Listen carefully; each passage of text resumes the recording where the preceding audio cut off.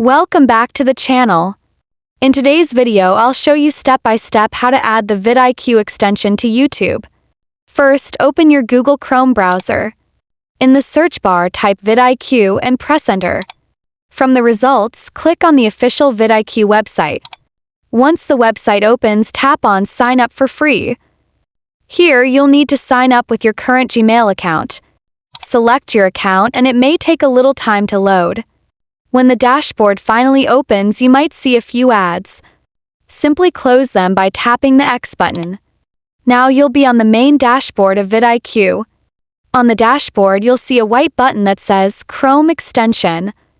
Click on it and it will take you to the VidIQ extension page in the Chrome Web Store.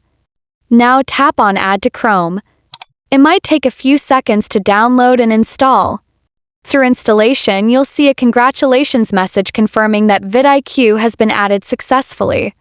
Once the message appears, it will automatically redirect you back to YouTube. Pin any video and you'll notice that VidIQ is now working on the right side of your video. And that's it. If you found it helpful, please make sure to like this video, subscribe to the channel, and hit the bell icon so you never miss out on more tutorials like this.